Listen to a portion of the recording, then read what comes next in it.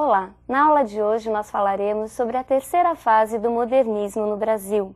Essa fase é conhecida como fase de reflexão, de amadurecimento e da universalidade temática. Vejamos quais são os principais representantes desse terceiro momento.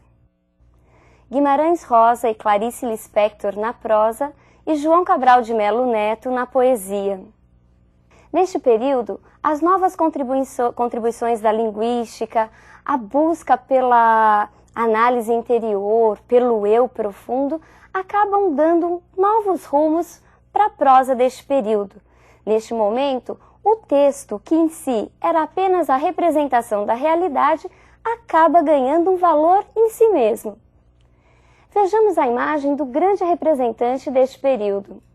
Guimarães Rosa foi um grande estudioso, principalmente de línguas.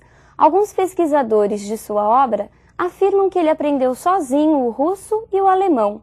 Essa paixão por línguas se reflete em quase todos os seus textos. Vejamos agora quais são as principais características da obra de Guimarães Rosa.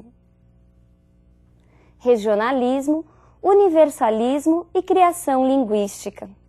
Assim como outros autores, Guimarães Rosa também fala da relação do homem com o seu meio natural. Ele também fala da relação com o sertão, só que no caso, o sertão mineiro. Só que o seu regionalismo é um regionalismo diferente. Ele extrapola o particular, atinge a universalidade. E por quê? Seus elementos são temas universais. Ele fala do amor, do ódio, da vida, da morte. E todos esses temas acabam fazendo do sertão o próprio mundo, segundo palavras do próprio Guimarães Rosa. Outra característica marcante de Guimarães Rosa é o seu grande poder de inovação, de criação linguística. Seus textos são marcados por palavras, por expressões até então desconhecidas. Guimarães Rosa é o mestre em criar neologismos. Neologismo significa palavras novas. Neo vem de novo e logismo vem de logos, palavra, portanto, palavras novas. Ele também se preocupa em aproximar seus textos do falar do sertanejo, do falar cotidiano. Assim nós encontramos, ao lado do português erudito, várias marcas da linguagem coloquial. Vejamos agora os seus neologismos mais conhecidos.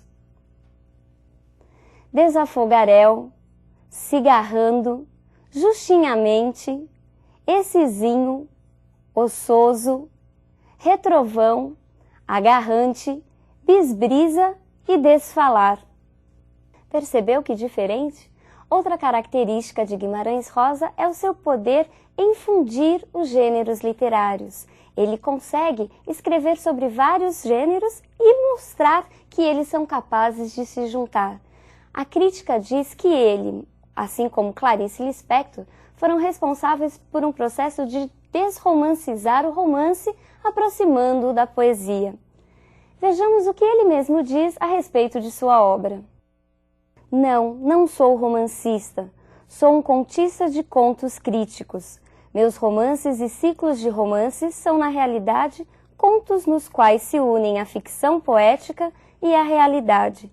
Sei que daí pode facilmente nascer um filho ilegítimo, mas justamente o autor deve ter um aparelho de controle, sua cabeça. Escrevo e creio que este é o meu aparelho de controle, o idioma português, tal como usamos no Brasil. Entretanto, no fundo, enquanto vou escrevendo, extraio de muitos outros idiomas.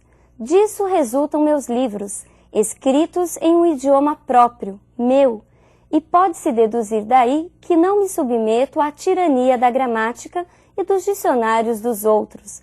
A gramática e a chamada filologia, ciência linguística, foram inventadas pelos inimigos da poesia. Vejamos agora a capa do seu primeiro livro. Sagarana é um livro composto por 9 contos escritos à moda das fábulas. Note que o próprio título do livro também é um neologismo.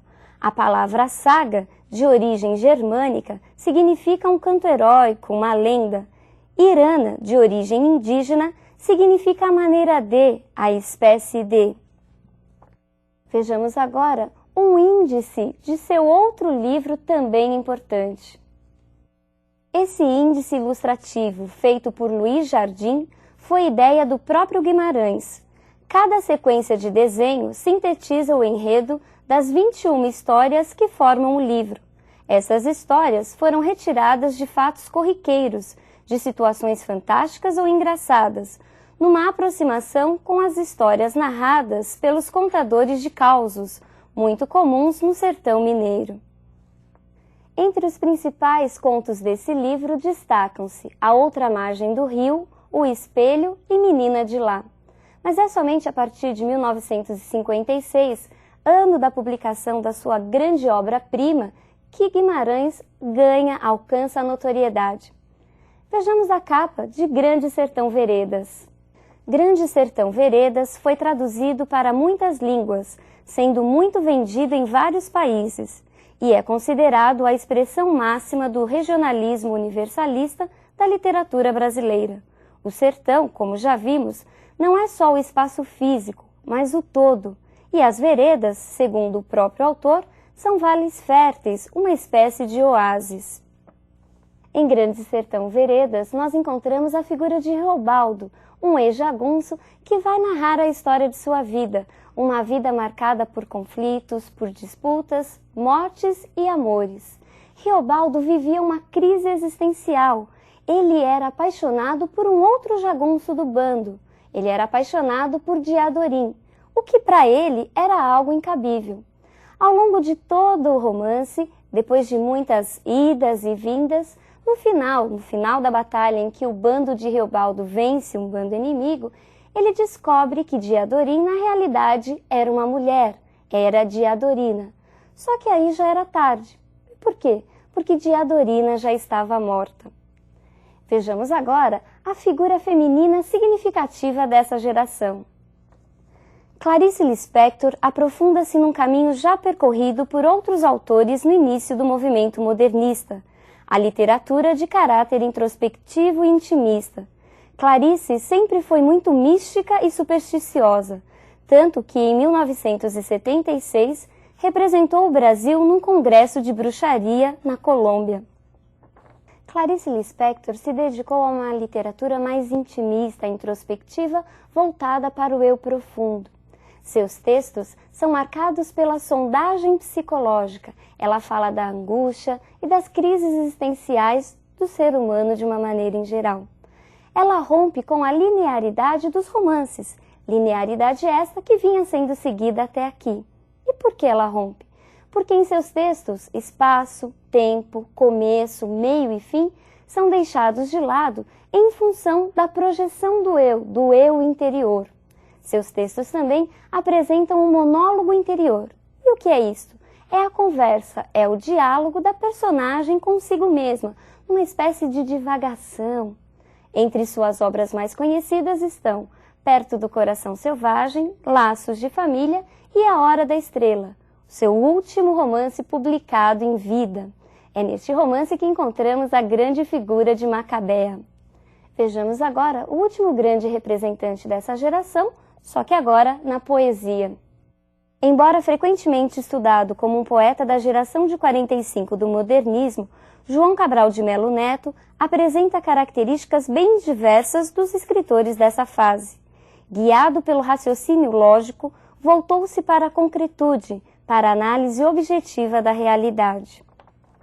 João Cabral de Melo Neto mostrou uma grande preocupação com a construção formal de seus poemas. Ele queria eliminar tudo aquilo que fosse supérfluo. Seus textos são marcados por uma linguagem direta, precisa, por vocábulos escolhidos a dedo. Ao contrário do que muitos diziam, João Cabral de Melo Neto acreditava que o poema não era fruto de inspiração, mas sim fruto de uma construção, e de uma construção muito elaborada, sendo por isso conhecido como o engenheiro, o construtor das palavras. Vejamos com que texto João Cabral de Melo Neto ganhou notoriedade. João Cabral de Melo Neto conquistou notoriedade internacional graças ao longo poema Morte e Vida Severina, um auto de Natal pernambucano, que em 1969 foi encenado por um grupo jovem do Tuca, Teatro da Pontifícia Universidade Católica de São Paulo. Morte e Vida Severina conta a história de um retirante pernambucano que deixa sua terra em busca de uma vida melhor. Sua terra havia sido atingida por uma forte seca, mas ao longo de toda a sua trajetória, a personagem Severino só encontra morte, seca e muita miséria. E por que alto? Numa aproximação com aquelas primeiras encenações medievais que nós já estudamos, João Cabral de Melo Neto nos apresenta uma espécie de peça. Ele gostava de falar que Morte e Vida Severina na realidade era uma peça e não um poema. E por que de Natal? Porque lá no final da narrativa nasce o filho do mestre Carpina. Vejamos alguns fragmentos de Morte e Vida Severina. Morte e Vida Severina. O retirante explica ao leitor quem é e a que vai.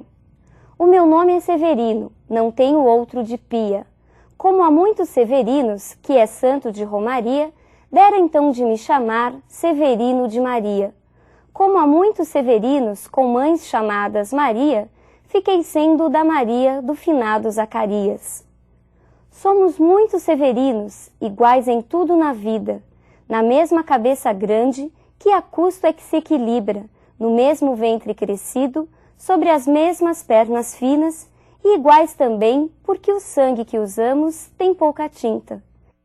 E se somos severinos, iguais em tudo na vida, morremos de morte igual, mesma morte severina, que é a morte de que se morre de velhice antes dos 30, de emboscada antes dos 20, de fome um pouco por dia, de fraqueza e de doença, que é a morte severina, ataque em qualquer idade e até gente não nascida. João Cabral se mostrou muito preocupado também com as questões sociais, principalmente com o povo oprimido da sua terra natal, de Recife. O rio Capibaribe, volta e meia, também aparecem em seus textos. Bom, por hoje é só, mas não se esqueça de qual foi o tema da nossa aula. Hoje nós falamos dos principais representantes da terceira geração do modernismo. Nós falamos na prosa de Guimarães Rosa e Clarice Lispector, e na poesia de João Cabral de Melo Neto. A grande característica de Guimarães é o seu poder inventivo, o seu poder de criar novas palavras e de universalizar o regionalismo. Em Clarice, a grande característica é a sondagem psicológica, é a projeção do eu interior. E em João Cabral de Melo Neto, a grande característica é a construção precisa, é a preocupação com a forma e com as questões sociais. Por hoje é só, um grande abraço e até a nossa próxima aula, em que falaremos das produções contemporâneas.